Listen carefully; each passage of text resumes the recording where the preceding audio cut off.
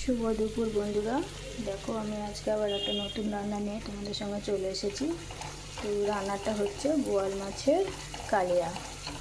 তো দেখো এখানে আমি মাছটাকে প্রথমে সুন্দর করে লাল করে ভেজে রেখেছি আর আলুটাকেও ভেজে রেখেছি।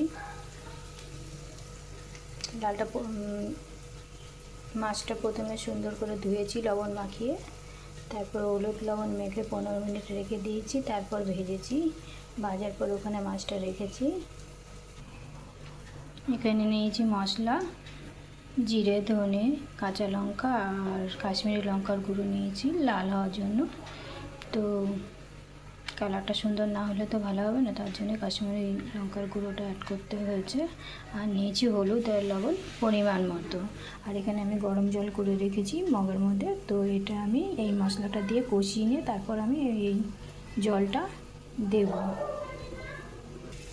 এখানে আমি নিয়েছি তেল দিয়েছি, তেলের মধ্যে দিয়েছি সাদা জিরে ফোড়নে, আর দারচিনি দিয়েছি, যে দেখতে পাচ্ছ দারচিনিটা, আর এলাচ দিয়েছি 3টে। সব কিছু একসঙ্গে থেতো করেছি। থেতো করে তারপর তেলে দিয়েছি। তো দেখো এবার পেঁয়াজ আদাটা আমি সুন্দর করে তেলে লাল লাল, এটাকে লাল বলে না, এটাকে বাদামি কালার বলে, বাদামি কালার করে আমি ভেজে নিয়েছি সুন্দর করে। তো এখন আমি এর মধ্যে মশলাটা অ্যাড করব। তো দেখো আমি এর মধ্যে এখন সম্পূর্ণ মশলা দিয়েছি, লবণ হলুদ পরিমাণ মতন দিয়েছি, দিয়ে আবারও সুন্দর করে এটাকে কষিয়ে নেব যতক্ষণ না তেলটা বেরিয়ে আসছে। তারপর আমি এর মধ্যে মাছ আর আলু দেবো, দিয়ে গরম জলটা দেবো। নামানোর সময় একটু গরম মশলা দিয়ে নামিয়ে রাখবো।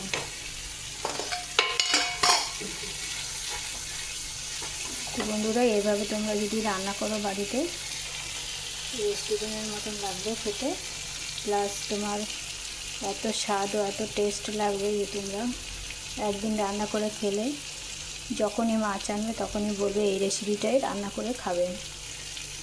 তো তুমি সাথে থাকো, দেখাচ্ছি আমি পরপর। এটা ছিটছে, তার জন্য এই যে মানে ছিটা উঠছে, যে জল আছে মশলাটার মধ্যে, সেই জলটা যা ছিটে উঠছে, তো এটা আমার গ্যাসের উপরে পড়ছে। তো তার জন্য আমি কি করব, মশলাটা দিয়েছি, এখন আমি একটু ঢেকে দেবো। তো ছিটাটা যেন না আসে, জলটা যতক্ষণ না কমে যাচ্ছে আমি ওগুলো করবো। তো সঙ্গে থাকো, দেখাচ্ছি। দেখো এর মধ্যে আমি এখন আলুগুলো অ্যাড করে দিয়েছি। তো মশলাটা আমার তেল বেরিয়ে গেছে, দেখতেই পাচ্ছ যে মাঝখানে তেল বেরিয়ে গেছে। আমি খুব বেশি তেলে রান্না করি না, হালকা তেলে রান্না করি। তো তেলটা আমার পুরো বেরিয়ে গেছে, মশলাগুলো সুন্দর কষিয়ে নিয়েছি। তো আলুটা অ্যাড করেছি এর মধ্যে। তো এখন আমি এক এক করে মাছটা অ্যাড করব, করে জল দেবো, দিয়ে ঢাকা দিয়ে দেবো। তারপর নামাবার সময় একটু গরম মশলা দিয়ে নামিয়ে রাখবো। আর মাছটা আমি একটা নতুন রেসিপি মানে পদ্ধতি বলছি, মাছটা ভাজতে লাগলে যে ফুটবে না।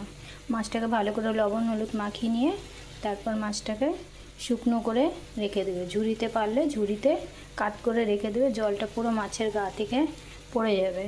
আর এদিকে তুমি কড়াতে তেল দিবে, তেলটাকে সম্পূর্ণ গরম করবে, মানে ধুয়ো উঠে যাবে তেল দিয়ে। তারপর কড়াটাকে সাইড করে রেখে দেবে। তেলটা যখন ঠান্ডা হবে তখন মাছটা তেল দেবে। মাছের গায়ে জল থাকবে না, আর তেল প্রচণ্ড পরিমাণে গরম থাকবে না, ঠান্ডা হয়ে যাবে। তখন তোমরা মাছটা দেবে, তাহলে ফাটবে না। আর মাছটা দেওয়ার পরেই ঠান্ডা তেলের মধ্যে মাছটা দিবা, দেওয়ার পরেই সাথে সাথে ঢাকা দিয়ে দেবে, দিয়ে বাড়িয়ে দেবে, দিয়ে হালকা একটু ফাঁকা রাখবে, সেখানে যেন গ্যাসটা বেরোয়, যেন তেল যেন না বেরোয়। তেল বেরোলে বোয়াল মাছ ফাটবে, কিন্তু এরকম করে রান্না করলে কম ফাটবে, তোমাদের কোনো রিস্ক নেই, তোমরা সুন্দর করে রান্না করতে পারবে, নেক্সট দিন আবার এনে খেতে পারবে। আর যদি তোমাদের কোনো ক্ষতি হয় মাছ রান্না করে, তাহলে বলবে যে না আর কোনো দিন আনবে না মাছ, এরকম বলবে। তো বোয়াল মাছটা খুবই সুন্দর খেতে, টেস্টি, এভাবে একদিন রান্না করে খেয়ে দেখো। তো আমার মশলাটা কষানো হয়ে গেছে। টাটা বাই বাই, পরের ভিডিওর জন্য তোমরা অপেক্ষা করবে।